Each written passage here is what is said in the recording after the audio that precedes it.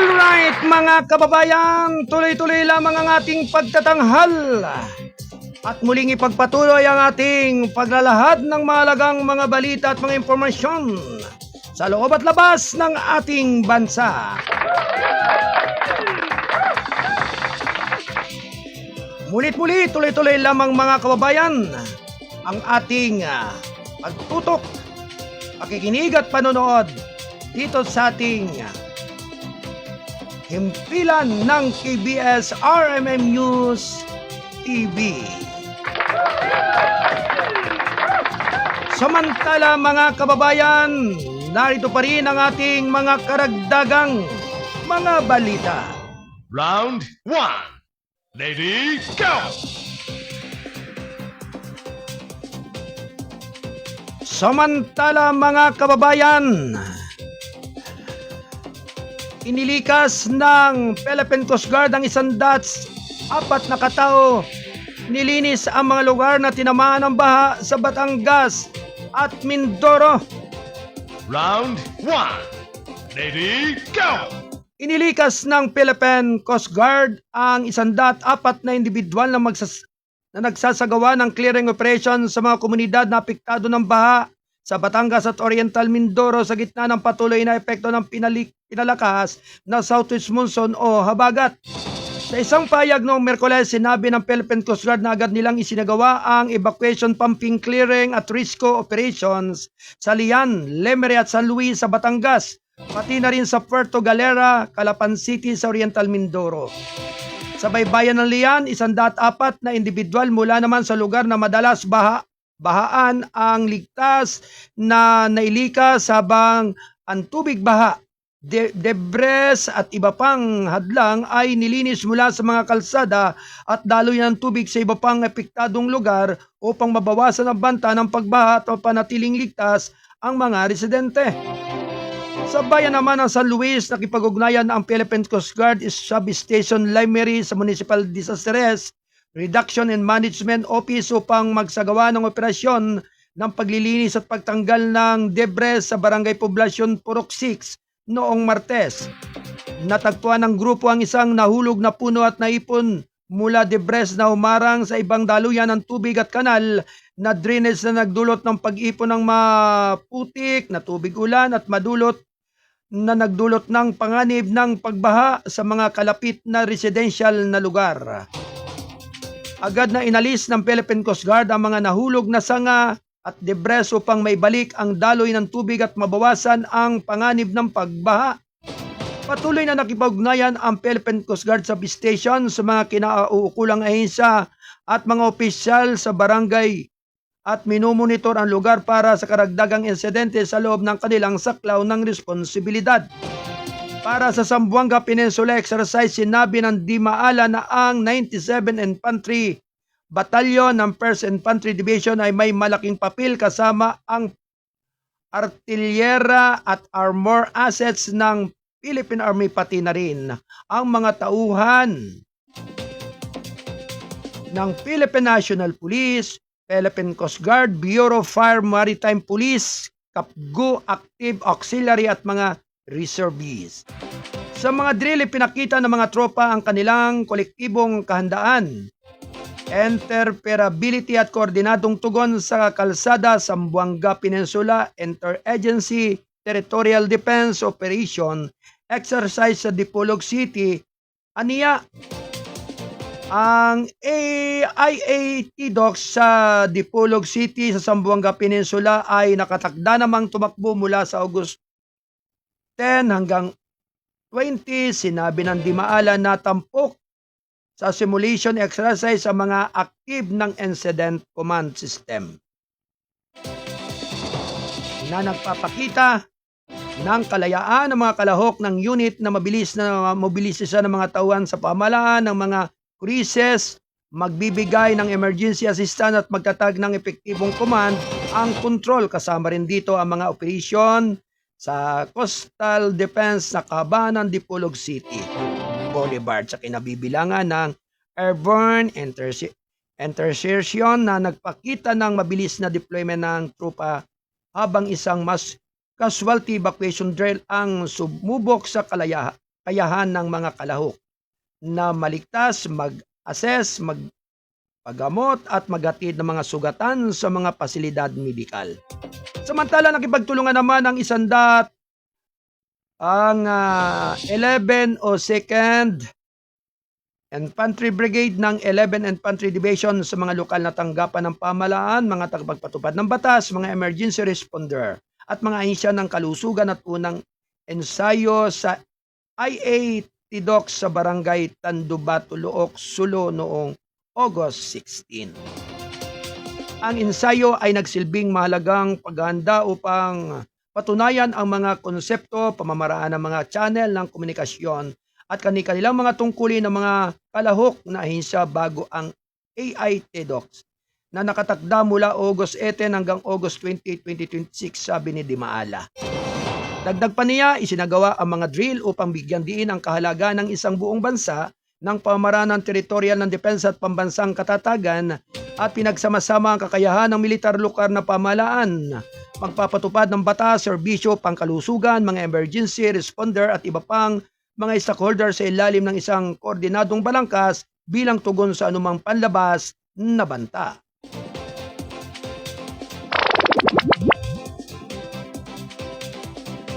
Thank you. Ganap na alas 11:14 ng umaga.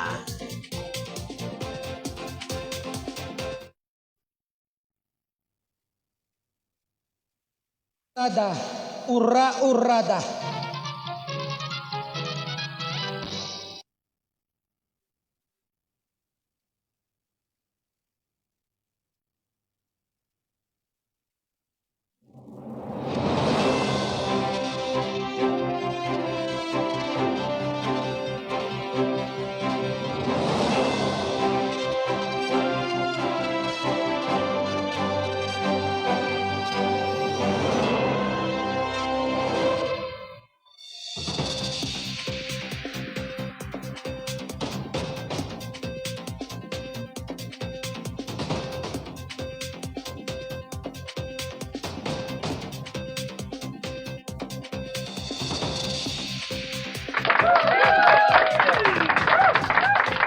Samantala mga kababayan, tuloy-tuloy lamang ang ating paghahatid ng mahalagang mga balita. At syempre, ang ating pong nakakasama dito sa ating Studio 1, sa ating technical site, sina Ate Del Aldea Santos at Ate Rosemary Padirong.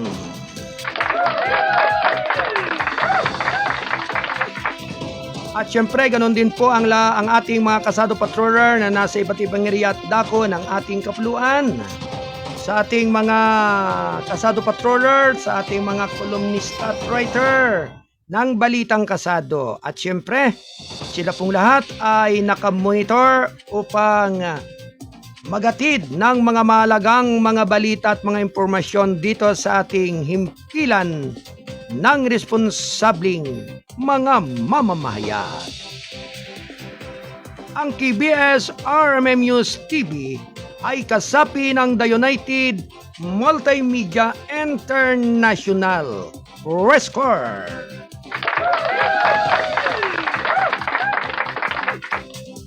Samantala mga kababayan, itinigil ang proseso ng dokumento ng Seafarer matapos ang cyber attack ng Marina.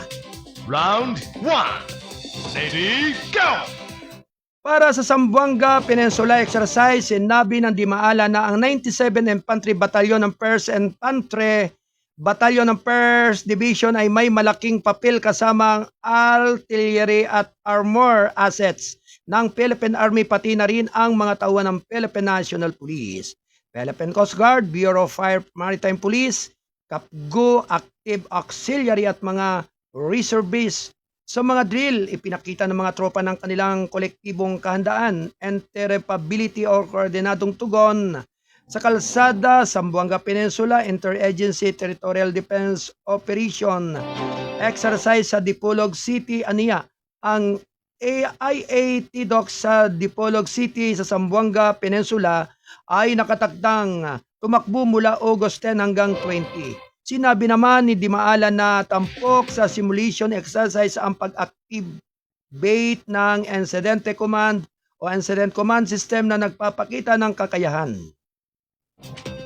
ng mga kalahok na unit, mabilis na magmobilisya ng mga tauhan, pamahalaan ng mga krisis, magbigay ng emergency assistance at magtatag ng epektibong command and control. Kasama na rin dito ang mga operation sa Coastal Defense sa kahabaan ng Dipolo City, Boulevard at kinabibilangan ng airborne insertion na nagpakita ng mabilis na deployment ng tropa habang isang mass casualty evacuation drill ang sumubok sa kakayahan ng mga kalahok na magligtas na mag-assess, magpagamot at magatid ng mga sugatan sa mga pasilidad medikal. Samantala, nakipagtulungan naman ng 11 o 2nd Infantry Brigade ng 11 Infantry Division sa mga lokal na tanggapan ng pamahalaan, mga pagpatupad ng batas, mga emergency responder at mga ahensya ng kalusugan sa unang ensayo ng IAT Doc sa Barangay Tondo Bato, Luok, Sulu noong August 16. Ang ensayo ay nagsilbing mahalagang paghahanda upang patunayan ang mga konsepto, pamamaraan ng mga channel ng komunikasyon at kani-kanilang mga tungkulin ng mga kalahok na ahensya bago ang IAT Docs na nakatakda mula August 18 hanggang August 20, 2026, sabi ni Dimaala. Dagdag pa rin niya, isinasagawa ang mga drill upang bigyang diin ang kahalagahan ng isang buong bansa na sa pamamaraan sa teritorial na depensa at pambansang katatagan na pinagsama-sama ang kakayahan ng militar lokal na pamahalaan, pagkapatupad ng batas, serbisyong pangkalusugan, mga emergency responder at iba pang mga stakeholders sa ilalim ng isang koordinadong balangkas bilang tugon sa anumang panlabas na banta.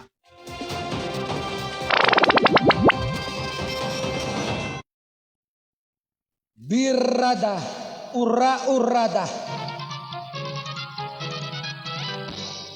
Ganap na alas 11:20 ng umaga, ito'y atid ng balitang kasado ang pahayagang balansi at totoo.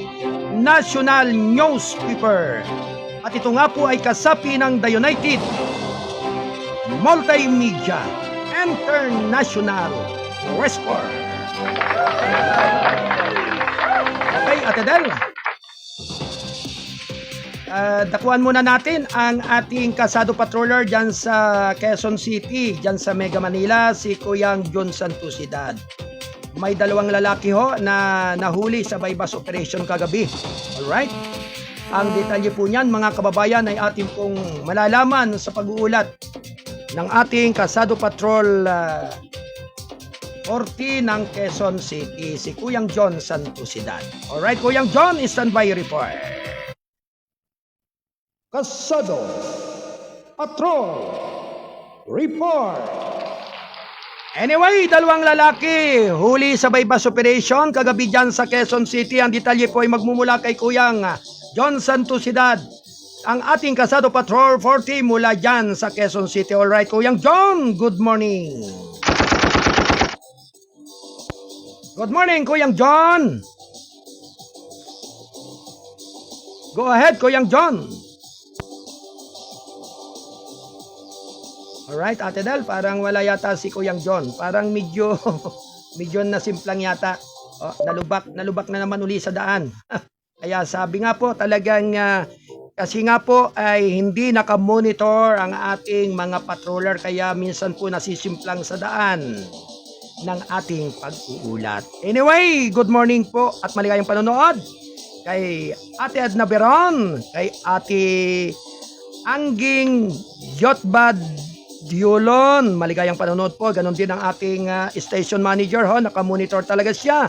At ganon din ang ating kasado patroller diyan sa Antique, si Kuyang Frances Virgilio Francisco, si Jody Anamuco, nakamonitor din. Siyempre maraming salamat po sa patuloy ninyong paggabay at pagsubaybay sa ating pagkatanghal. Bagamat ika nga po ay madalas ang pag-burn out ho dito sa ating impilan ay dahilan nga po sa dala nga po ng sama ng panahon. Yan. Sapagkat sabi nga kung hindi naman sumasama ang panahon na hindi naman po aasim ang mukha ng ating mga kababayan. Siyempre nandiyan po yung mga pangamba, dulot ng pagkakaba, at ikangay pag-aalaala sa sitwasyon. Siyempre talagang kapag umulan na talagang sabi bahana ang katukon. Anyway, nasa linya si Kuyang John Santosidad. Alright, Kuyang John, good morning. Iputok mo na yung iyong balita. Yes, good morning po. Kasama ko yung Arnold. Arestado ang dalawang lalaki tapos nahulihan ng hinalang sabo kagabi. Una, naaresto si Robert Biloso, 40 taong gulang. Dating nakulong dahil umano sangkot sa droga at trabaho bilang tricycle driver at presidente ng barangay Olbara, Quezon City. Nangyari ang nasabing anti-criminality sa APAN sa area ng Laura Street, Barangay Balara, Quezon City. Naharap sa kasong paggabag ang suspect, Section 11 at RE 9165, mandatory witness, Barangay Kagawad Alex Dumangga, Barangay Official of Barangay Old Balara, Quezon City. Samantala, Kuya Arnold, arestado naman kaninang madaling araw at tapos nahulihan ang isang lalaki na hinalang sabo. Nahulihan sa 2 piraso na hinalang sabo kasama Kuya Arnold kaninang madaling araw. At si Carlo Maximo, 43 taong gulang, nagtrabaho bilang construction worker. Nangyari ang nasabing anti-criminality charge apan sa area ng Tandang Tura Avenue, Barangay Old Balara, Quezon City. Naharap sa kasong paglabag ang suspect, Section 11 at RE 9165, mandatory witness, Barangay Kagawad Alex Dumangga. Samantala, Kuya Arnold, birthday ngayong araw na to, ang kami nga bakal, nga kapitan. Kapitan Maningko, punong barangay ng Barangay Pumul, Quezon City. Kapitan Maningko, Barangay Pumul, Quezon City. Kaarawan niya ngayon, sama Kuya Arnold. Samantala, Kuya Arnold, ngayon sa ganitong oras, no, mainit to, mainit milagro. Mainit ngayong araw na to. Mainit. At karamihan madaling araw ulan malakas. Pagdating ng ganito oras, so milagro, masiwalat ang araw ngayon, no. Sa panahon ngayon, sama Kuya Arnold. Kuyang John. Diyan Yes, pala sa Quezon City ay mainit. Bakit sa lugar at area naman ng Rizal ay patuloy naman ang pag-ulan? At sa mga area at ilang parte sa lugar ng Cavite, sa Laguna, ayon na rin sa ating mga kasado patroller na nakamonitor. Alright, kaya maswerte Kuyang John ang Quezon City. Talagang, sabi nga'y talagang yung mga pagbahadi yan ay maiibsa na rin. Nagdeklara ngayon ng lokal pamahalaan ng Quezon City. Kung hindi, buong NCR, no, wala tayong pasok ngayon. Sa mga pag-aaralan, sa mga estudyante, ganun din ang mga government, no? Official government. Walang pasok. Bukas din, wala rin pasok bukas. Nonoy Aquino, no, holiday. Bukas. Holiday, oo. At tama-tama Kuyang John, wala ka rin pasok marahil bukas, di ba? Wala rin pasok bukas. Ang hearing, daming hearing ko. Dapat ngayong araw na to, 4, pero walang hearing ngayon, no? Palibago rin masisina sa sunod na buwan. Ganyan talaga pag nagiging empleyado ng DOJ ay talagang madalas talaga yan sa hearing, di ba, Kuyang John? Ayun nga, may nasampulan na kasi dito sa Barangay Payatas, no? Isang kagawad na rin, nabanggit ko na noon sa'yo. Kaya lahat mga kagawad ngayon sa Quezon City, naalarma na. Kung bakit baga wala namang kadala-dala yung mga gayang klase ng tao, ay matapos sila makuha yung kanilang katungkulan, ay kanila ring napapabayaanan. At yung pala, may mga iba pa pala silang gusto, dapat doon na lang sana, huwag na sanang kuhanin pa yung hindi kayang gawin o hindi kayang trabahuhin. Oo nga, excited sila ngayon kasi tuloy daw ang eleksyon. Matuloy pa kaya? Sige, basta bahala sila kung kailan at kung papaano. Okay, Kuyang John? Sige, batiin ko na po batiin ko po si Kagawad Elmer Buena dyan sa Barangay Communication City. Ganun din si Kagawad Winky de la Rosa dyan sa Batasan Quezon City. Siyempre, ang action man dyan, punong barangay, bagong silangan Quezon City, Willie Cara. Mula dito sa Quezon City, ako si John Santos Dad Casado, Patrol 40. Nagulat para sa CBSRE News. Diaryo na TV pa. Balik sa iyo, Kuya Arnold. Alright, maraming salamat sa pagulat ng ating Kasado Patrol 40. Mula pa rin sa Quezon City. Thank you, Kuyang John. Ganap na alas 11:28 ng umaga. Ito ay atid ng balitang kasado ang pahayagang balansi at totoo national newspaper. Birrada, ura-urada.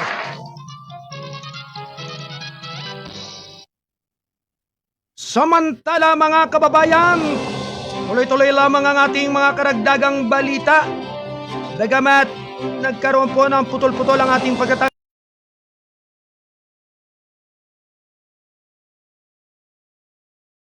kung kaya medyo nawala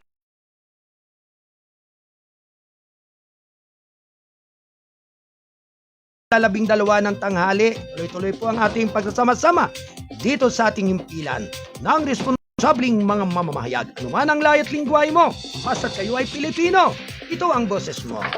At syempre, magandang umaga kay Kuyang Joseph de Tablan ng bayan ng Taytay Rizal at sa kanyang masarap na pandesal araw-araw. Kaya talagang yan po ay laging patok ho, tuwing madaling araw pa talagang dinudumog na ng mga customer ho. Bilang suki talagang sabi nga ay tuloy-tuloy ho ang kanyang mga customer at mga suki sa kanyang hot pandesal araw-araw. Kaya talagang patok ang bakery ho, nina Ateleta, yan, nina Ateleta Reyes at ang master baker ni Kuyang Joseph de Tablan dyan sa Sitio Borol, Barangay San Juan, Taytay Rizal.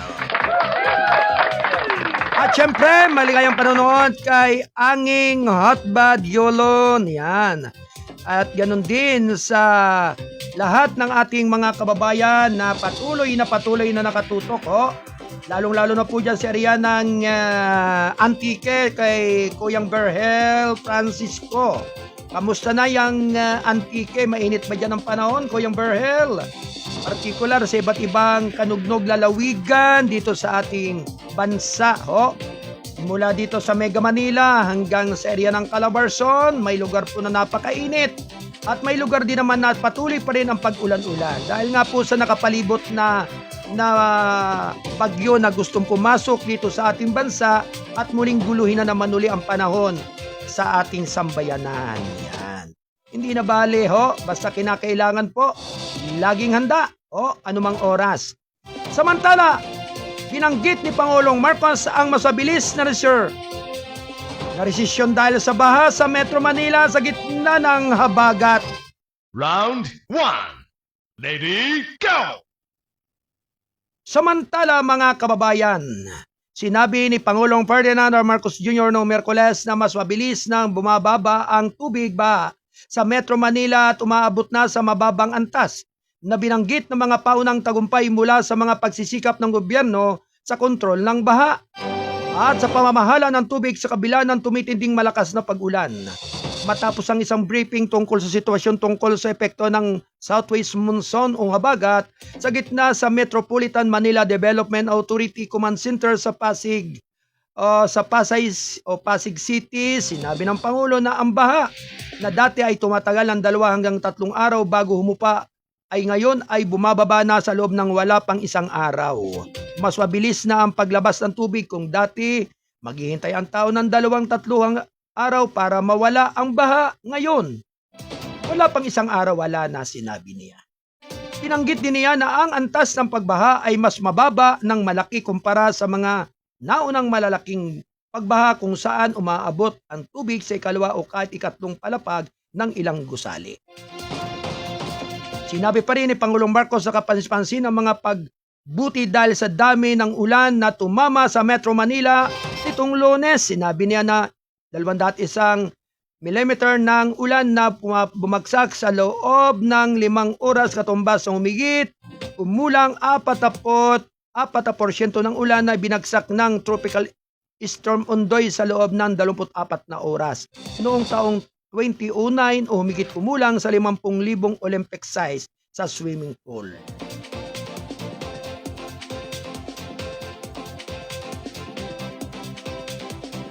Samantala mga kababayan, pinuri ng Pangulo ang patuloy na dredging ng mga dayuhan o daluyan ng tubig na magpapabuti sa drainage system at mga tubo at mga operasyon ng 73 pumping stations sa 11 mobile pumping units na tumutulong sa pag-iwas ng pagbaha, pagpapalabas ng pagbaba ng tubig baha.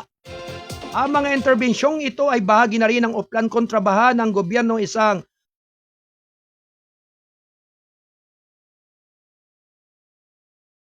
ng drainage sa Metro Manila upang mabawasan ang pagbaha sa panahon ng malakas na ulan. Inilunsad noong Nobyembre taong 2025, sinasaklaw ng kumpanya ang 100 o 142.4 kilometer ng mga ilog, sapa at estero. At nasa 333.15 kilometer ng mga sistema ng drainage sa buong Metro Manila. Sa kabila ng mga pagbuti inamin ng Pangulong Marcos ang sa loob ng at iba pang lugar.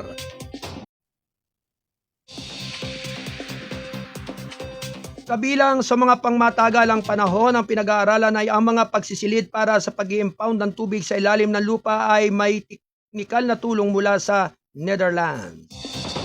Sinabi ng Pangulong Marcos na may humigit kumulang na 30 potensyal na lugar sa ilalim naman ng mga kasulukuyang pagsilidad na tukoy kabilang ang Rizal, Memorial Sports Complex, Camp Aguinaldo at University at Santo Tomas. Naghihintay naman ang pamahalaan ng Pilipinas ng detalyadong mga pag-aaral sa enerhiya para sa mga iminungkahing proyekto. Marami pang kailangang gawin. Ngunit sa mga epekto na nakikita natin, itong epekto ng mga gawain. Sa nakalipas na 6 na hanggang 7 buwan, nakita natin, nakabawas agad. Kaya pagpapatuloy natin ito, sabi ng Pangulong Marcos.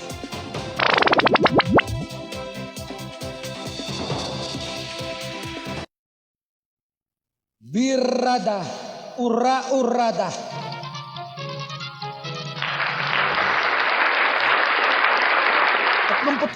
Na minuto makalipas ang ika-11 ng umaga, ito'y atid ng balitang kasado ang pahayagang balansi at totoo. National News.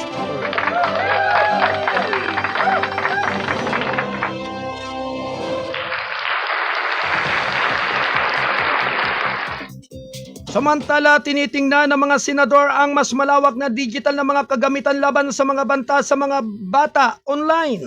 Round 1. Lady, go!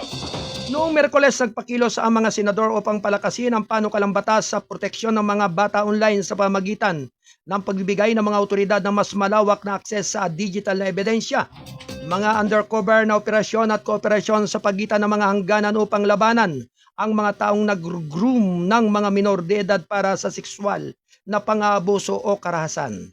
Sa plenaryo deliberasyon tungkol sa Senate Bill No. 1819 o ang Panukalang Child Online Protection and Safety Act, sinabi ni Senador Risa Ontiveros na ang pangunahing tagapagtaguyod ay may akda ng panukala na inihahanda ang mga amyenda upang bigyan ang mga ahensya ng pagpapatupad ng batas ng mga ng kasangkapang pang-imbestigasyon na katulad ng ginagamit laban sa online na sexual na pang-aabuso at pagsasamantala ng mga bata. Ang mga iminungkahing pagbabago ay dumadating kasunod ng kamangaliang karahasan sa paaralan sa Tacloban at Zamboanga na nag-udyok sa mga mambabatas at tagapagtanggol ng proteksyon ng bata na suriin kung ang mga impluensyang online ay maaaring mag-aambag sa maras na pag-uugali sa mga minor de edad. Pagkatapos pa lamang ng Tacloban, may Stop Guttered Anti-Usaic Stakeholders to ask an important questions. Mayroon ba tayong pwedeng may pasok sa bill na ito at nasa advanced stage na kagyat na matutugunan ang malaking problemang bunsod ng nihilistic violent extremism, sabi ni Hontiveros. Sinabi niya na ang mga iminungkahing amyenda ay magpapaintulot sa mga investigador na maglalabas ng subpena para sa datos ng subscriber na at trapiko.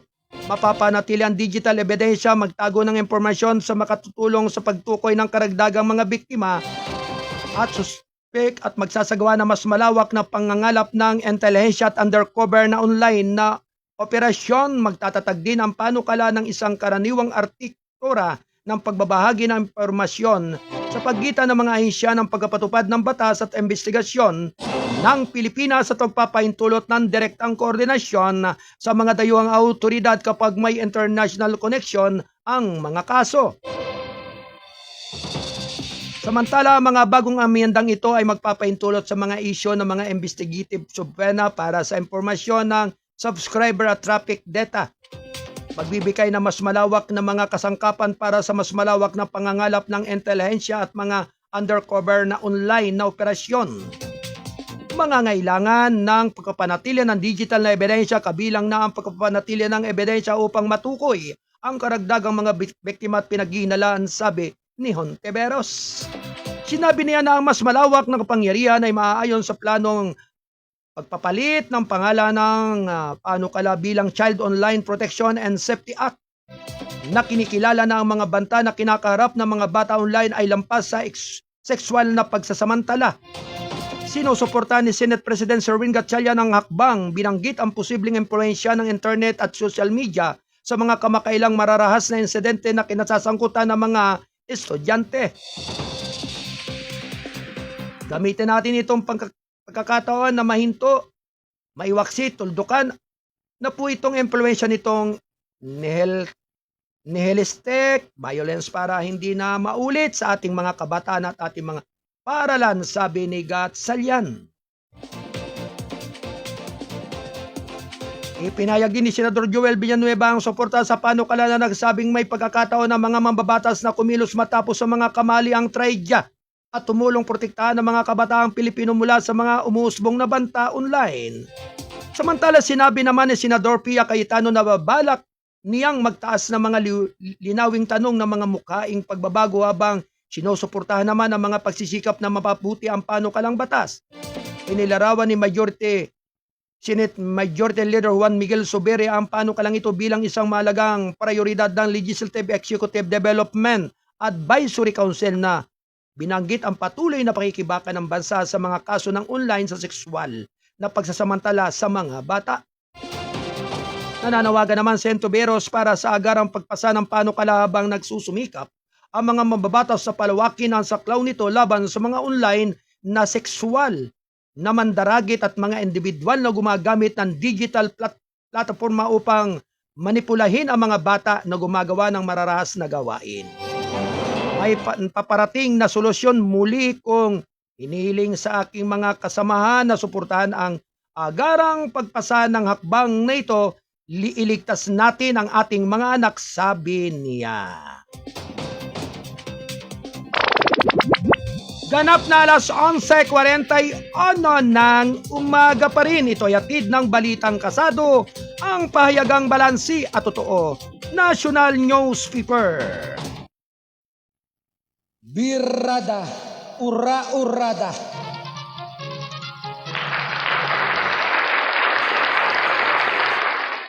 Samantala, magandang umaga po. Maligayang panunod pa ating patroller si Kuyang Jason Almanon upang alamin po natin ang kaganapan sa area at lugar na iyon. At naroon din ang ating kasado patroller si Kuyang Julio Agaton, si Kuyang Nestor Pernesita, yan, at si Kuyang Edwin Carahog upang malaman po natin ang kaganapan po ng prosesyon ngayong medyo uminit sa lugar na iyan. Kaya alamin po natin ang sitwasyon po sa area at lugar na iyon sa magitan ng ating mga kasado patroller na nakasama po dyan sa prosesyon ng piyesta ng barangay ng bayan ng Binangunan. Partikular na po dyan sa karamihan po ng mga barangay po dyan sa area ng Binangunan. Siyempre, alamin po natin sa mga oras na ito para malaman po natin ang kaganapan sa lugar na iyon. Ayan.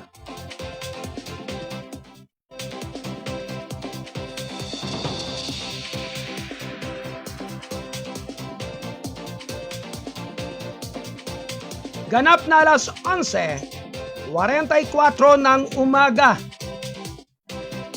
Okay, ito ay hatid ng Balitang Kasado, ang pahayagang balansi at totoo. National Newspaper.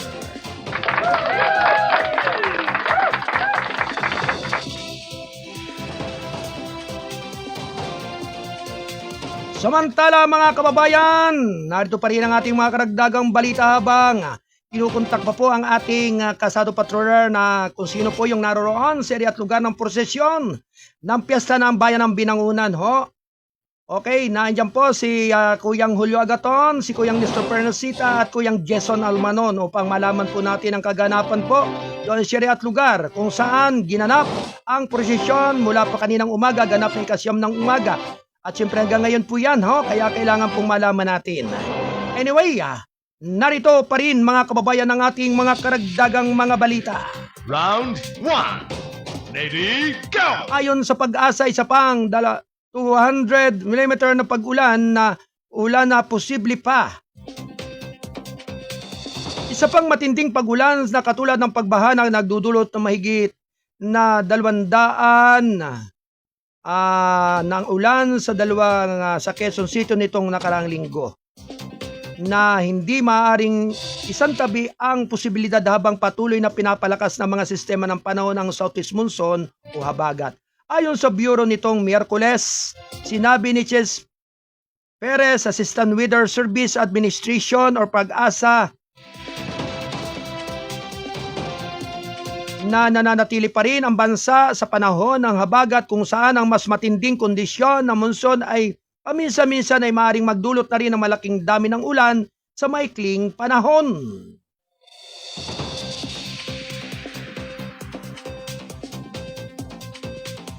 Hindi po natin may isa sa isang tabi yung posibilidad na iyon kasi hanggat may enhance ng habagat, hanggat nasa habagat, kisyon po tayo, asahan po natin na may mga aksisyonal na may mga pagkakataon na nakararanas tayo ng talagang maraming ibabagsak na pag-ulan, sabi ni Perez sa Bagong Pilipinas ngayong program.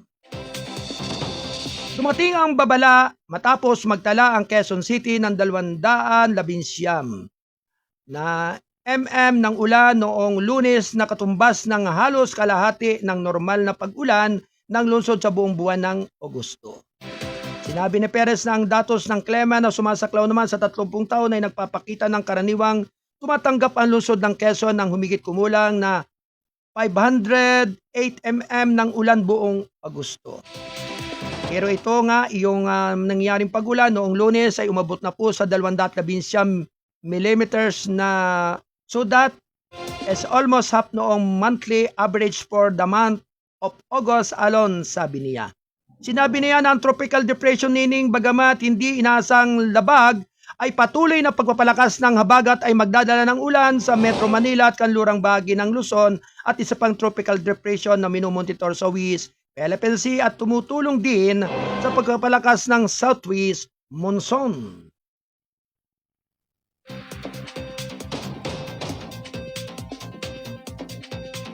Samantala, inaasahan ng Pag-asa ang 100 mm hanggang 200 mm ng pag-ulan sa Pangasinan.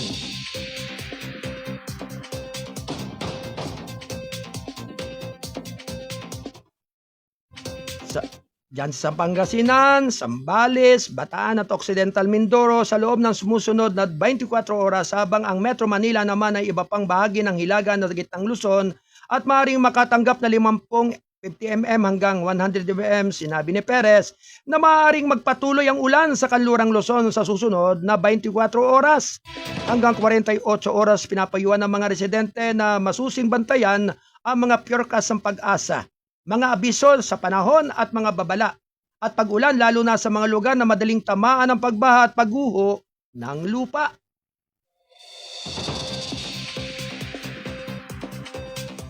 Ang Nineng ay matatagpuan 530 kilometers hilagang silangan ng Ibay at Batanes noong panayam na may pinakamalakas na tuloy-tuloy na hangin. Sa 55 km per hour bugso ng hanggang 70 km per hour, ito ay gumagalaw pa hilagang kanluran sa bilis ng 30 km per hour at inaasahang aalis sa hilagang hanggan sa Philippine Area of Responsibility nang hindi umaabot sa lupa. Ganap na alas 11:49 ng umaga. Kayatid ng balitang kasado ang pahayagang balansi at totoo. National Newspaper. Samantala mga kababayan, tuloy-tuloy lamang ang ating paghatid ng mga karagdagang mga balita. Round 1. Lady, go! Suspendido ang mga klase ng F2F sa may git siyam na raang paralan dahil sa bagat na ulan. Round 1. Lady, go! Sinabi pa rin ng Disaster Risk Reduction and Management Service ng Department of Education na nasa 7,000 pampublikong paralan ang nagsuspende ng mga klase ng personal nitong Miyerkules. Ito ay dahil pa rin sa epekto ng pinalakas na southeast monsoon o tropical depression Nining. Sa 74 na epektadong division, ang Central Luzon ang nagtala ng pinakamaraming suspension sa paralan sa 2,766 ayon sa pinakabagong ulat ng sitwasyon ng DepEd DRRMS. Sinundan ito ng Calabarzon sa pansamantalang pagtigil ng mga face-to-face na klase na nasa 259 na paralan. Ilocos Norte, 1,811. Mimaropa, 767. Cordillera, 425. Tangway ng Zamboanga, 233. Metro Manila, 204. Western Visayas, 69. Ilagang Mindanao, 50. Rehiyon ng Davao, 5. Sacsargent, 4. Bicol, 3. Caraga, 2. At isang paralan para sa Cagayan Valley at Eastern Visayas. Hindi bababa sa 588 pamilya o sambahayan ang gumagamit din ng mga paralan bilang evacuation centers. Batay na rin sa Incident Management Reporting System, 81 silid-aralan sa 29 na paralan ang kasalukuyang kumikilos bilang ISIS sa piling mga lugar, kabilang dito ang 13 paralan sa Pampanga, 5 paralan sa Valenzuela, pati na rin sa 3 paralan na lungsod ng Malulon. Tinatayang 2 paralan ang nagsisilbing pansamantalang silungan para sa mga pamilyang lumikas at individual sa Ilocos ng Dagupan, Occidental Mindoro, Pasig at Tarlac. Ay narekomenda ng DRRMS ang may git na pagmamanman sa mga apektadong paralan at mga tanggapan ng DepEd. Dapat ding may mga contingency plan sa deployment ng school DRRMS upang matiyak ang tama mga setting para sa kaligtasan ng mga mag-aaral at pagpapatuloy ng pagkatuto.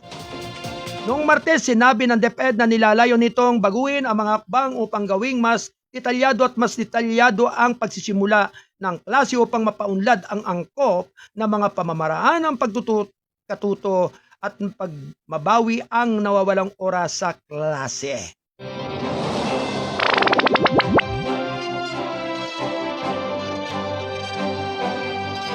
Alas 11:52 ng umaga. Tuloy-tuloy lamang mga kababayan ng ating paghatid ng mga karagdagang mga balita. Maaring suspindihin ng mga employer na sa pribadong sektor ang trabaho sa panahon ng mga kaguluhan sa panahon. Round 1. Lady, go! Samantala mga kababayan, maaaring suspindihin ng mga employer sa pribadong sektor ang kanilang trabaho sa panahon ng bagyo, malalakas na ulan at iba pang kaguluhan sa panahon ayon sa Department of Labor and Employment duli nitong Miyerkules. Sa Labor Advisory 14 na nilabas noong Agosto 19, binanggit ng departamento na may kapangyarihan ang mga kumpanya na suspindihin ang operasyon upang matiyak ang kaligtasan at ng kalusugan ng kanilang mga manggagawa sa panahon ng malalakas na pag-ulan. Naglabas din ang DOLE ng mga gabay tungkol sa sahod ng mga manggagawa sa panahon ng matitinding thunderstorm. Ang mga empleyadong nagre-report para sa trabaho sa mga araw na iyon ay may karapatang tumanggap ng buong sahod na may hindi bababa sa 6 na oras ng trabaho. Upang maibsan ang kalagayan ng mga empleyado sa panahon ng mga kaguluhan sa panahon at katulad ng pangyayari, maaaring magbigay ang mga employer ng dagdag na insentibo o benepisyo sa mga empleyadong nag-report sa mga nasabing araw. Ayon dito, ang mga hindi nagtatrabaho hindi makakatanggap ng regular na sahod maliban kung mas paborableng patakaran ng kumpanya gawing collective bargaining agreement o paggamit ng naipong leave credits. Ang mga empleyadong nagtatrabaho sa mas mababa at sa 6 na oras ay makakatanggap ng proportional na sahod batay na rin sa aktual na oras ng trabaho. Idinagdag ng departamento na ang mga manggagawang hindi magre-report sa trabaho tumatangging magtrabaho dahil sa nalalapit na panganib na dulot ng masamang panahon o katulad ng mga pangyayari ay hindi sasailalim sa mga administratibong parusa. Ganap na alas 11:55 ng tanghali. Ito'y ng balitang kasado ang pahayagang balansi at totoo. National Newspaper. At siyempre mga kababayan, tuloy-tuloy lamang ang ating paghahatid ng mga mahalagang mga balita mula pa rin dito sa ating himpilan ng Kasado Broadcasting Service or MMNews Diaryo Native. Alright, Ate Del, wala ba talaga ni isa maaaring nalubak din ang husto ang kanilang mga communication sa kanilang prosesyon dyan sa piyesta ng Binangunan Rizal? Talagang sabi nga po kinakailangan din po sana nating malaman ang update ng kanilang prosesyon o kaganapan na ipinagdaraos na prosesyon ng piyesta ng Binangunan Rizal ngayong araw na ito. At syempre, kinakailangan po natin talagang malaman kung ano ang kanilang mga kalalagayan. Siyempre, nais naman nating ipasilip sa ating mga tagapakinig, lalo-lalo na po sa lalawigan ng Rizal, na ang mga bagay na ito ay isa ring napakahalaga po doon sa pagbibigay pansin at pagpapahalaga sa kapistahan ng isang bayan. Yan sa Binangunan. Tuloy-tuloy lamang mga kababayan ng ating paghatid ng mga karagdagang mga balita ayon sa pinuno ng DSWD. Tigil ang pagbabahagi ng detalye ng insidente sa paaralan sa Zamboanga. Round 1. Lady, go! Lumipad si Secretary Rex Gatchalian sa Social Welfare and Development patungong lungsod ng Zamboanga noong Miyerkules upang bisitahin ang mga sugatang estudyante sa insidente ng pamamaril sa kampus ng Ateneo de Zamboanga University Junior High School noong August 18. Pinapunta ho kami ng ating Pangulong Ferdinand R. Marcos Jr. una para siguraduhin ang mga nasaktan at mga biktima na napapangalagaan. When I say yung mga naging biktima, hindi lang yung may mga physical injuries kundi yung buong komunidad. Yun ang priority ng ating Pangulo, sinabi ni Gatchalian sa mga mamamayag sa isang panayam. Sinabi niya na ang utos ng Pangulo ay tiyakin ang kaligtasan at pagalingin o paggaling ng lahat ng epektadong miyembro ng komunidad ng Ateneo de Zamboanga kaya't nagmobilisa ang pambansang pamahalaan ng mga ahensya na nag-aalaala upang magbigay ng suporta sa mga naapektuhan ng trahedya. Malakas na nananawagan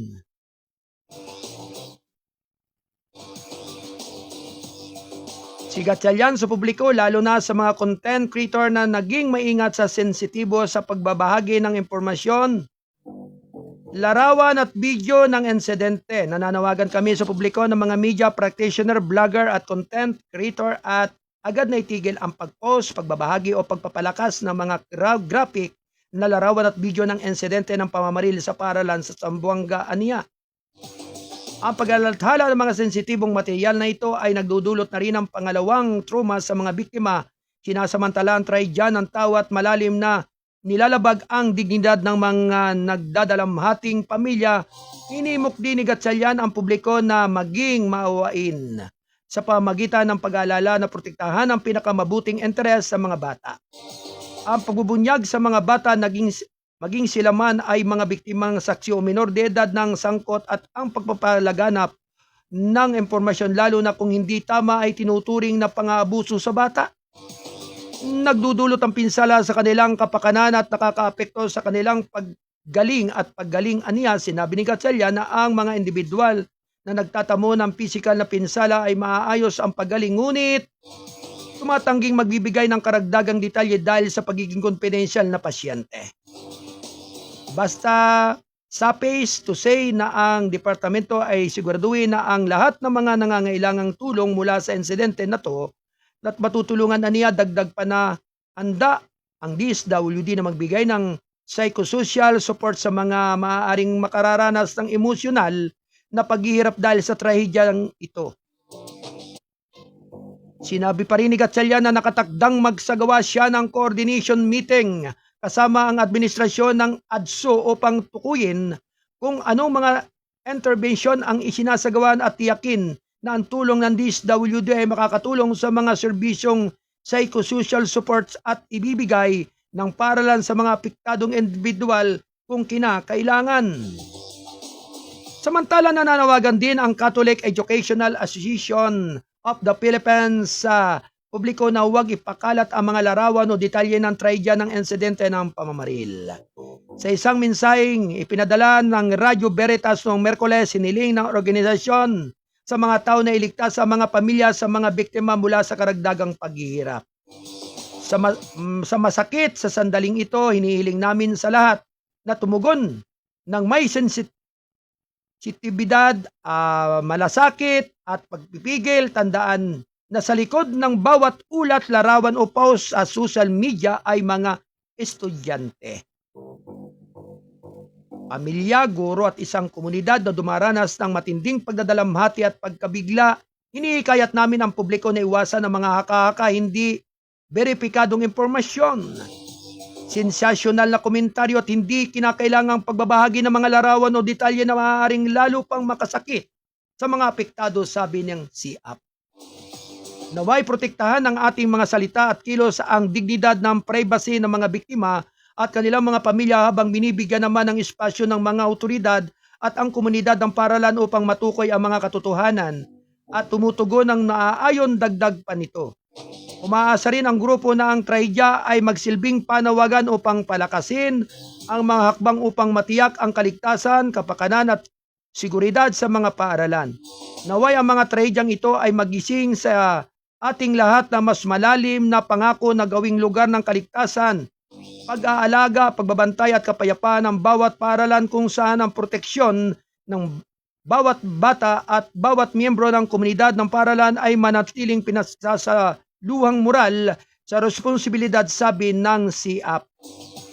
Kasabay nito, pinahayag ng grupo ang pagkikiisa at pakikiramay sa mga apektadong estudyante, mga pamilya ng mga biktima, mga guro at buong komunidad ng paaralan na sa kasulukuyan nagdadalamhati at nagguguluhan sa trahedyang insidente ng pamamaril. Ganap na alas 12:02 ng tanghaling tapat.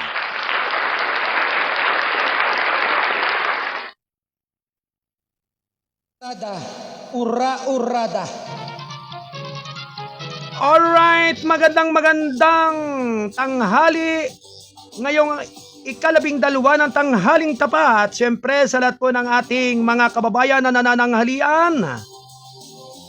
Maligayang panananghalian po sa lahat ng ating mga kababayan Luzon, Visayas at Mindanao. At siyempre, bagamat sa ibang lugar po ay mainit ang panahon at sa ibang lugar naman po ay umuulan-ulan, talagang favoritism ng bayan ay nilaga at sinigang na mainit na umuusok-usok na mga sabaw.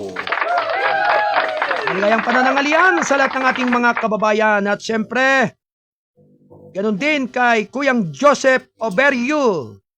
Magandang araw po sa inyong lahat dyan. Siya po ay nakatutok at nakikinig at nanonood. Siyempre, sa mga oras pong ito, inihatid ang ating mga balita mula sa lahat ng ating mga kinaroroonan. Manatili lamang pong kayo ay nakatutok at patuloy na makinig araw-araw dito sa ating himpilan ng KBS RMM News TV. Official time, alas 8 hanggang 10 ng umaga. At syempre ngayon po ang ating pagkatanghal ay ngayong mga oras na ito at sama-sama po tayo ngayong pananghalian sa mga balita at impormasyon. Ito ay hatid ng Asta Cafe. Nourish, Protect, Revitalize. Yan. Ang Asta Kapi ay nakapagbibigay po ng kaginawahan, kalakasan sa kalusugan nating mga Pilipino. Siyempre sa lahat po ng mga nagsisenyor at senior citizen. At hindi lamang po yan. At yung mga nasa edad 50 taon, talagang epektibo po itong Asta Kaping ito. Ito po ay nakapagbibigay ng malakas na enerhiya sa kalakasan ng pagkalalaki. At yun din sa kalakasan ng enerhiya ng pangangatawan. At nakapagpapakinis rin po ito ng mga nangungulubot na balat.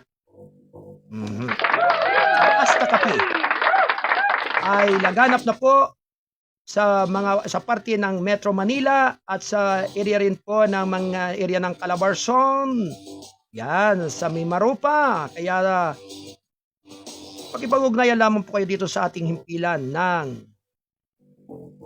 TBS RMM News TV. Samantala mga kababayan, alas 12:05 na po ng tanghaling tapat, tuloy-tuloy lamang po ang ating pananghalian. At narito pa rin po ang ating mga karagdagang mga balita. Round 1. Ready, go! Hinimok ni Remulla ang Kongreso na bigyan na mas malakas na mga batas ang baril. Round 1. Ready, go!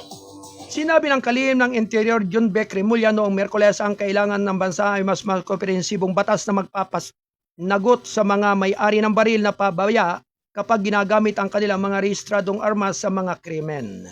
Sinabi pa rin ni Remulla ang payag ng isang press briefing sa Camp Crame matapos ang pagkamatay na nakamamatay na pamamaril noong Martes sa campus ng Ateneo de Zamboanga University Junior High School sa lungsod ng Zamboanga.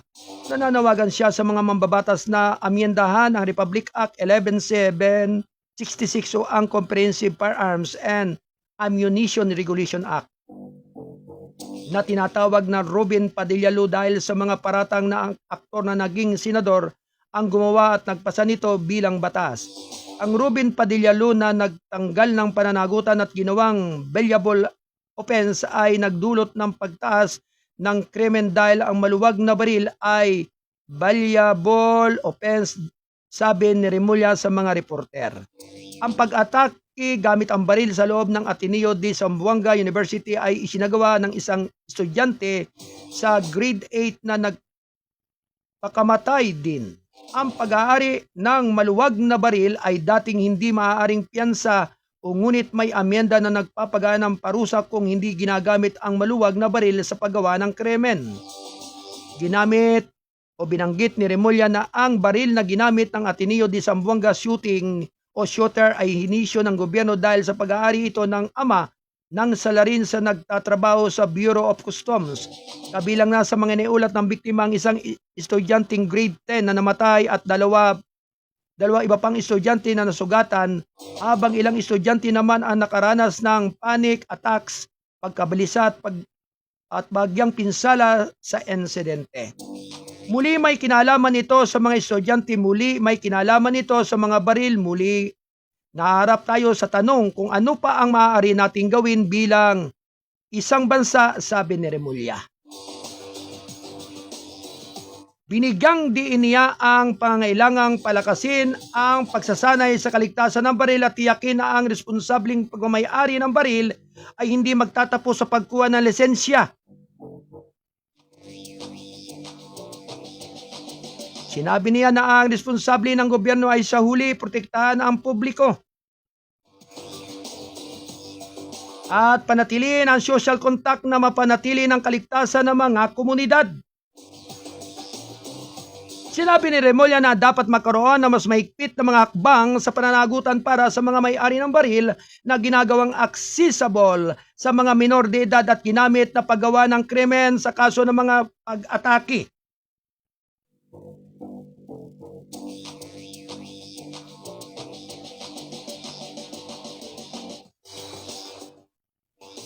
Sa kaso ng mga pag-atake gamit ng baril na kinasangkutan ng mga bata, tinanong niya hindi ba pantay na responsable ang may-ari ng baril?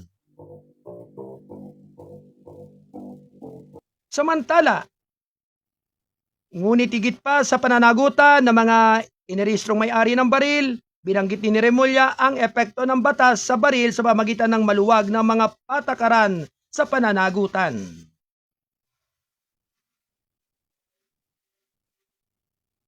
Sinabi rin ng kalihim ng interior ay naniniwala siyang dapat parusahan ang mga may-ari ng baril na hindi maayos na pag-aalaga ng kanilang mga baril. Samantala, sinabi ni Remulla na maaaring maimpluwensyahan o naka-impluwensya ang online gaming platform sa Roblox sa estudyante sa insidente ng pamamaril.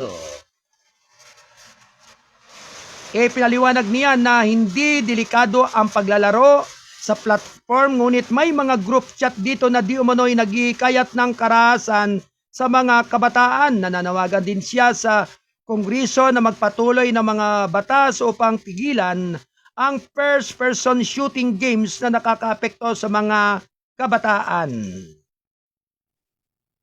Birrada, ura-urada. Ganap na alas 12:10 ng tanghaling tapat. Ito'y atid ng balitang kasado ang pahayagang balansi. At totoo, National Newspaper.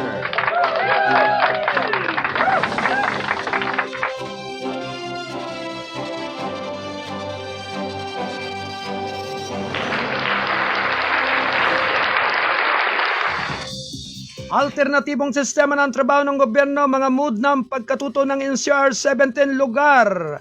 Huwebes. Round 1. Lady, go! Samantala mga kababayan, tuloy-tuloy lamang ang ating paghatid ng ating mga karagdagang mga balita.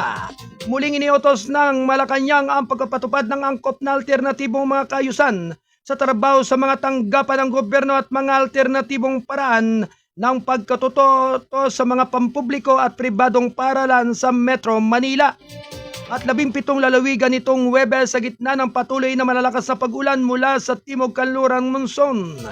Nilagdaan ni Executive Secretary Ralph Recto ang Memorandum Circular No. 131 nitong Miyerkules. Kasunod ng rekomendasyon ng National Disaster Risk Reduction and Management Council na binanggit ang banta ng lokal na pagbaha at panganib na paglalakbay dahil sa tuloy-tuloy na pag-ulan. Saklaw ng panukala ang National Capital Region at mga lalawigan ng Abra, Benguet, Ilocos Norte, Ilocos Sur at La Union, Pangasinan, Bataan, Bulacan, Nueva Ecija, Pampanga, Tarlac, Zambales, Batangas, Cavite, Laguna, Rizal at Occidental Mindoro. Ang mga tanggapan ng pamahalaan na nagbibigay naman ng mga pangunahing serbisyong pangkalusugan, paghahanda at pagtugon sa sakuna at iba pang mahalagang serbisyo ay hindi isinama ng mga alternatibong ayos sa trabaho. Ang mga manggagawa sa kontrata ng serbisyo at job order na inilagay sa ilalim ng alternatibong kayusan sa trabaho ay patuloy na katatanggap ng kanilang kaukulang sahod alinsunod sa umiiral ng mga patakaran at regulasyon. Inilarawan din ng palasyo sa mga lokal na punong ehekutibo ang desisyon ng suspindihin ang mga klase o magtatrabaho sa mga lugar na hindi sakop ng memorandum, depende sa lugar ng kalagayan. Maaaring magpasya rin ang mga employer ng pribadong sektor kung isususpende ang trabaho. Hinimok ng palasyo ang publiko na manatiling mapagmatsyag at magsagawa naman ng mga kinakailangang hakbang sa gitna ng patuloy na pagulan. Ang pinakabagong direktiba ay sumusunod sa malawakang pagbaha na dulot ng malalakas na ulan na makakaapekto sa libu-libong barangay na lumikas na nakaapekto sa buhay ng milyon-milyong Pilipino. Karabihan ay mula sa Luzon. Ang mga gawain sa gobyerno at mga klase ng Metro Manila at ilang iba pang lugar ay nasa ilalim ng flexible na sit-up mula pa noong Lunes dahil sa masamang panahon. Ganap na alas 12:13 ng umaga. Why, thank you. At syempre, ngayon pong araw na ito ay ginaganap po ang kapistahan po dyan sa Binangonan Rizal na kung saan ay ang grupo po ni Kagawad Cap Efren Rosaldo ay kasama po sa prosesyon na ginanap na prosesyon dyan sa Binangonan Rizal. Aalamin po natin sa ating mga kasado patroller na nakadeploy po dyan sa area at lugar na yan na kinabibilangan po ni na Kuyang Jason Almano, ni Kuyang Julio Agaton, ni Kuyang Nestor Pernelsita at ni Kuyang John Wayne Lawson ang kaganapan ng posisyon dyan sa Binangunan Rizal. Anyway, Kuyang Jason, paki-open ang inyong camera dyan sa inyong lugar at nais lamang nating alamin kung ang kaganapan sa lugar na iyan ng posisyon ay maganda ba ang naging dulot, hindi ba inulan, o hindi pa nagkaroon ng anumang uri ng pagkagambala ang posisyong ginanap dyan sa posisyong ginanap dyan sa area at lugar ng Binangunan. Ganap na alas 12:14 ng umaga, ito'y hatid ng Balitang Kasado, ang pahayagang balansi at totoo. National Newspaper.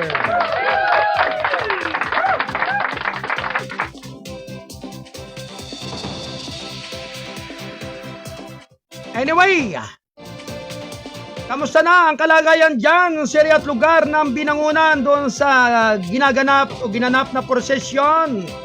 Inulan ba dyan sa lugar ng Binangunan, Kuyang Jason?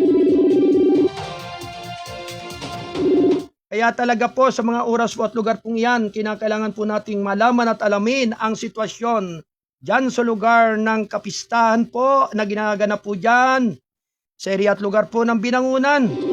Sa klase po talaga yung ating mga kasado patroller ay talagang medyo talagang maganda yung kanilang kalagayan doon.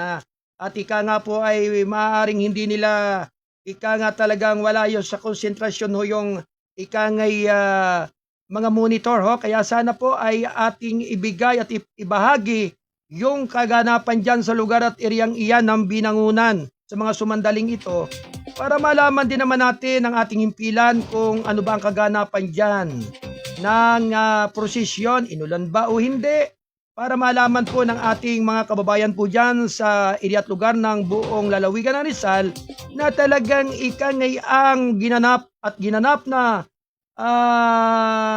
ikangay ginanap diyang kapistahan ay kinakailangan nating malaman ho. Anyway, ang ating pagtatanghal ay inihatid na ang oras ay 16 na minuto makalipas ang 12 ng tanghali.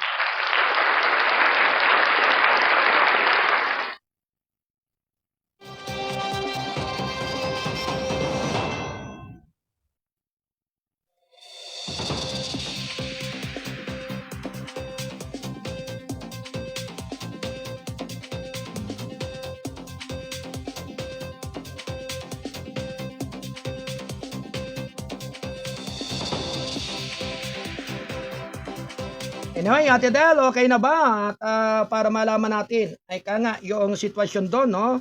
Para malaman natin ang kalagayan, ho? Okay, ating malaman naman, ho? At ikangay makikipamista ang ating palatuntunan.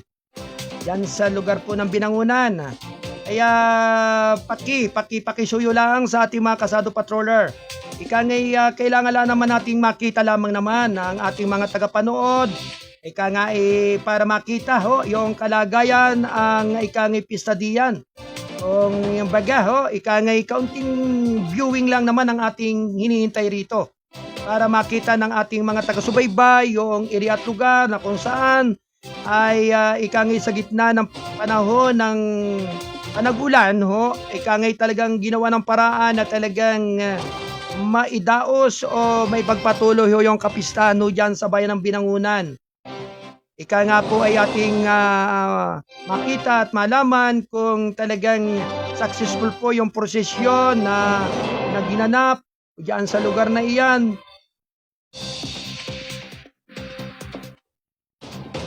Okay, talagang kinakailangan, okay? Kinakailangan lamang. Anyway,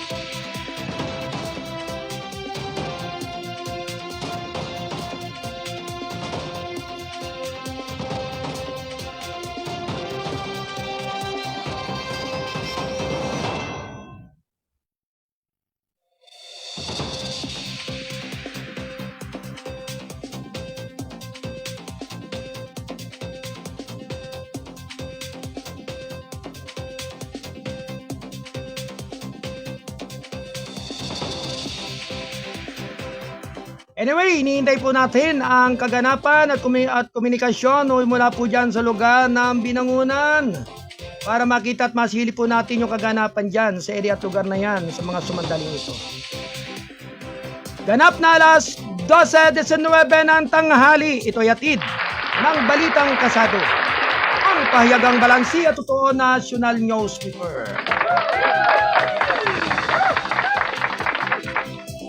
Samantala mga kababayan, tuloy-tuloy lang mga ating paghatid ng mahalagang mga balita. Sinuportahan ng PTMOMS ang pagsasanay sa kaligtasan ng media bago ang mga butuhan sa BARM. Round 1. Lady, go!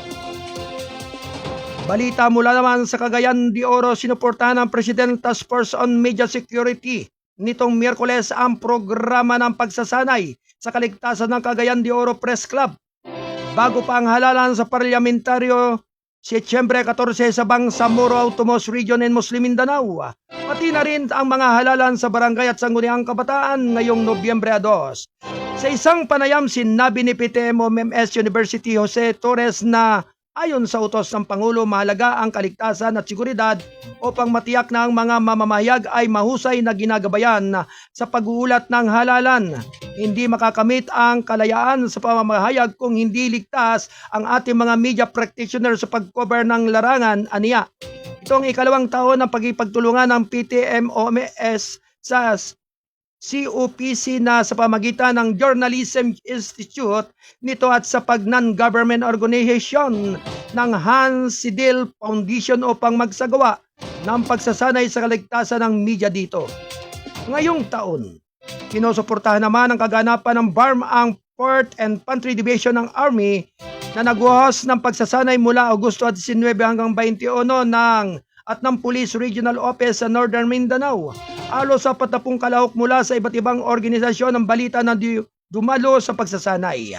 Sa isang courtesy visit sa Police Regional Office 10 headquarters sa lungsod na ito, sinabi ni Brigadier General Christopher Abrano na palaging bahagi ng kanilang mga protocol ang seguridad ng media. Ibinahagi rin ni Torres na noong panahon ni Abraham bilang direktor ng Police Regional Office Caraga Region na resolba ang isang kaso ng pagpatay sa media. Wow, thank you. Ganap na alas 12:22 ng umaga. Ito'y hatid ng Balitang Kasado, ang pahayagang balansi at totoo national newspaper.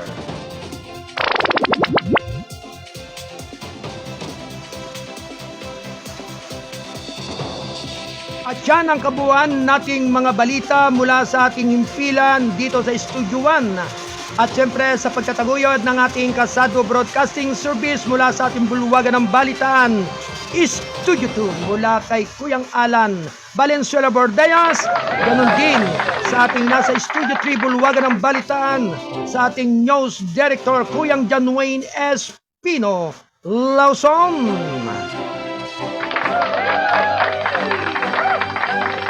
Anyway, nais lamang po nating banggitin mga kababayan na bagamat medyo nabigo po ang ating communication sa pag-alam doon sa dinaraos na prosesyon. Ang nais lamang po ng ating palatuntunan ay makita po natin ang kaganapan ng prosesyon dyan sa kapistahan sa bayan ng Binangunan. At nais lamang po nating makita sa pamagitan ng kamera. Para sabi nga ay may update po natin yung prosesyon na ginanap dahil sa kapistahan ng bayan ng Binangunan, partikular na po sa grupo ng Kagawad Kap Efren Rosaldo. Kaya gusto ko lamang po sana at kinukontak din po ng ating PA si Ate Flor de Lisa, yung ating isa sa correspondent ng Balitang Kasado. Pakisuyo naman sa inyo dyan. Pakisagot ninyo ang tawag sa inyo para makita natin yung kaganapan lamang dyan sa area at lugar ng pagdaraos ng prosesyon ng bayan ng Binangunan. Ganap na alas 12:24 ng umaga, ito'y atid ng Balitang Kasado, ang pahayagang balansi. At totoo, National Newspaper.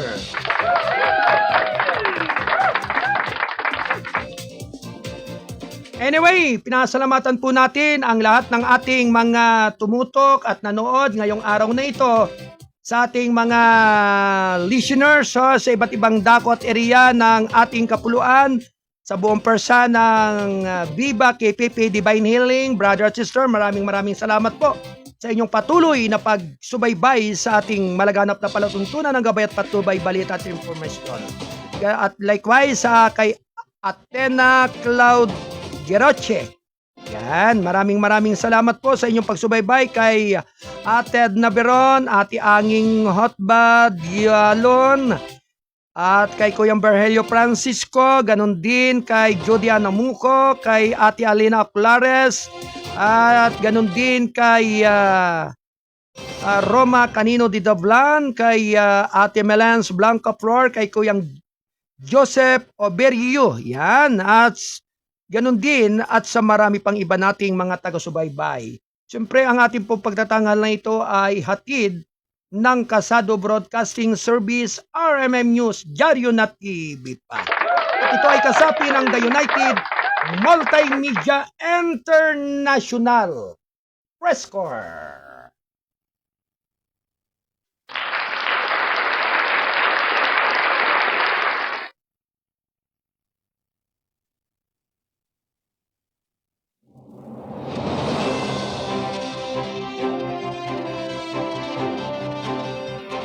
Samantala mga kababayan, maraming salamat po sa inyong patuloy na pagsubaybay at paggabay sa umigit kumulang na 2 oras ng ating pagtatanghal dito sa ating himpilan ng Kasado Broadcasting Service, RMM News, Diaryo na TV pa.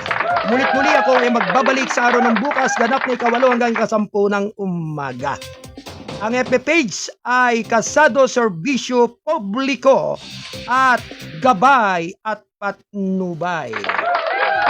Mulit-muli, nasalamatan po natin ang ating mga nakapiling sa ating pagtatanghal dito sa ating studyuan, sina Ate Del Rose Aldea Santos at Ate Rosemary Paderon Lauson. Ganun din ang ating studio Bulwagan ng Balitaan na kinaroroonan ni Ate Cora Biernes, ang ating operation manager, ang ating layout artist, Ate Ella Pasco, ang ating tagapagtaguyod ng ating pagbabalita, Attorney Mike Bordeos. Ganun din ang ating nasa Studio 3 Bulwagan ng Balita ng ating news director, Kuyang John Wayne Espino Lawson. Maraming salamat po sa inyong lahat ng naglilikong mga taga-subaybay. Sumainyo nawa ang pagpapala ng ating dakilang lumika. Naway ang pagpapala ng ating dakilang kataastasan ay laging sumabawat isa nating mga Pilipino at ng ating mga kababayan saan man pundako. At syempre sa lahat po ng ating mga Kasado Patroller, syempre sa lahat po ng ating mga manonood at tagapakinig, maraming salamat po sa inyong patuloy na paggabay at pagsubaybay dito sa ating pagtatanghal ngayong umaga.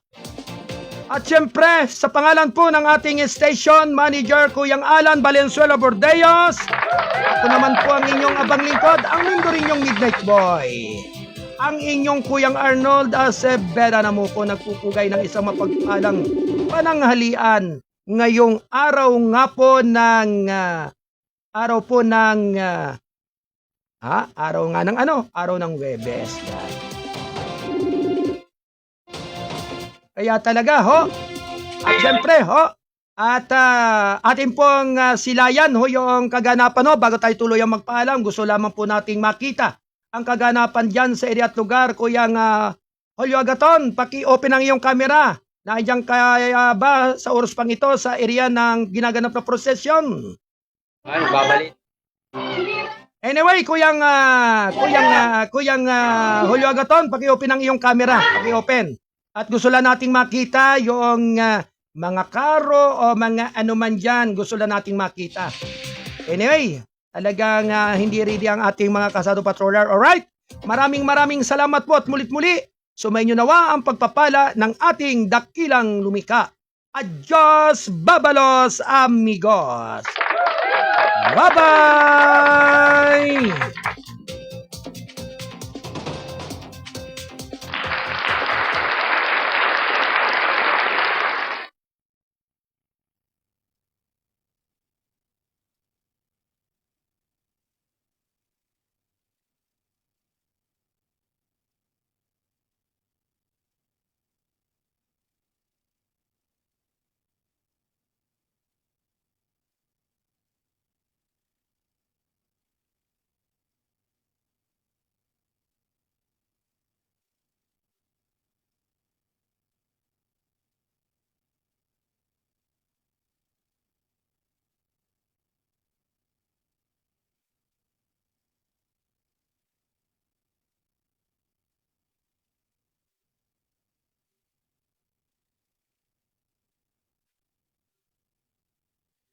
Yo! Kasado Broadcasting Service, KBS. Lunes hanggang Biyernes, laging on air. Serbisyo publiko, hatid namin sa masa. Let's go! Let's go! Sa mic at sa camera, laging alerto. Kuya Alan Valenzuela Bordeos, CEO, boss ng kwento. Si Kuya Arnold Aceveda, namuko, program director. Gabay at patnubay, balita at impormasyon, walang palya. Protector, when Espino Lawson. News director, editor-in-chief. Issue ng lipunan at sa tao, walang relief. Si Kuya Ben Aludo, prangkado, kay Kima ang handog. Kwento sa field, tapat at walang palusot. Kasado Broadcasting Service, KBS, RMM, Diario, Radio, TV, hatid ang news. Bam! Serbisyo publiko sa bawat baryo at city. Team namin solid, mabilis, wagas at witty. Balita sa umaga, balita sa gabi. Mula sa radyo hanggang sa diaryo, di kami mabibi. Kuya Alan, Kuya Arnold, Kuya Wayne at Kuya Ben. Teamwork solid, wala atrasan, walang talo sa laban. Reporter sa field, editor sa studio. Mabilis na balita, hatid sa bawat kilo. Ikasa mo, gabay at patnubay, issue ng lipunan. Prangkat pagkitima, truth ang hatid namin sa bayan. Kasado Broadcasting Service, ABS, RMN, Diario, Radio, TV, hatid ang news. Serbisyo publiko sa bawat baryo at city. Team namin solid, mabilis, wagas at witty. Lunes hanggang Biyernes, on air ang kwento. Mga mamamahayag, laging handa sa toro. KBS, RMN, di lang basta news. Hatid namin sa masa, truth na wala abuse. Kasado Broadcasting Service, CBS, RMN, balita, serbisyo, hatid sa bawat tao. Pambin namin solid, mabilis at totoo. Ikasamo, gabay at patnubay, issue ng lipunan, pagkadok na ima. Hatid ang totoong kwento. Diaryo na, radyo na, TV na. Kasado Broadcasting Service, KBS, RMN. Serbisyo publiko, sa puso tubo namin. RMN.